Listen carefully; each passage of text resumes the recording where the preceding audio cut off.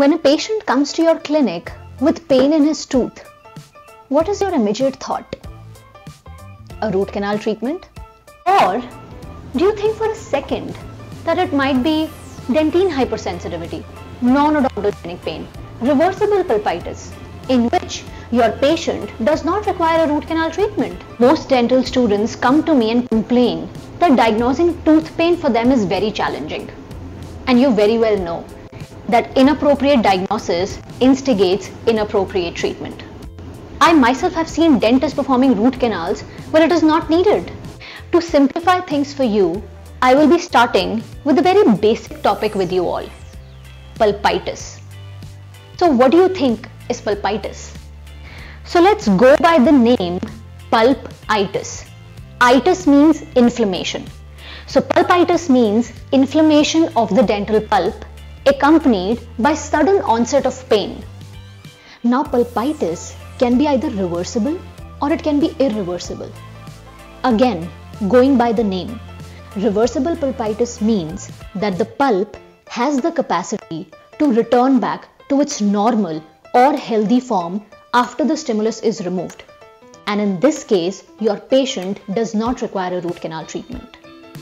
And in irreversible pulpitis, the pulp does not have the capacity to return back to its normal or healthy form without getting a root canal treatment done.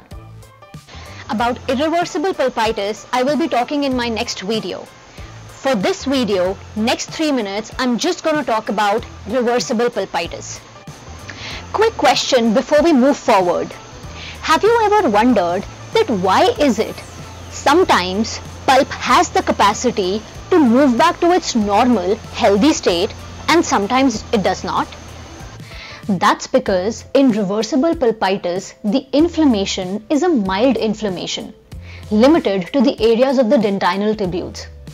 That's what the histology shows. Edema of the tissue, white cell infiltration, reparative dentine formation. Which is why, if proper treatment is provided to the pulp during this time, it has the capacity to return back to its normal or healthy state. Okay, let me ask you this. Have you been asked by your professors frequently that what is the gold standard for diagnosing pulp and periapical diseases? Well, the answer is histology.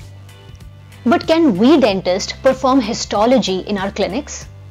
That is why to identify and do correct diagnosis, we usually depend upon the symptoms and clinical tests. So when a patient comes to your clinic with tooth pain, follow these 5 points. Point number 1. Listen to the patient and take history. The chief complaint of the patient will help you to differentiate reversible pulpitis from irreversible pulpitis. If it's reversible, the patient will complain of sharp, shooting, sudden pain after having anything cold or sweet. Like after having cold water, ice cream, chilled beer or anything sweet. And then they would tell you that usually this pain goes away after 30 seconds of removal of the stimuli. So you can identify that pulp is in the state of reversible pulpitis. Number 2, visual examination. Look for caries, old or any new restoration, trauma from occlusion or any undetected fracture. Point number 3, dentist's favorite, percussion test. Tap on the tooth and see if patient complains of any pain. Before we move forward, I want to ask you all, do you know what percussion test indicate? It indicates the spread of the infection or the inflammation into the periapical tissues. As we all know that in reversible pulpitis, the inflammation is mild and it does not reach up to the periapical tissues. That is why in reversible pulpitis, the percussion test would be negative. Of course, patients do feel slight discomfort while we tap on the tooth, but don't get confused with severe pain. Number 4, vitality test. Always start vitality test with the cold test.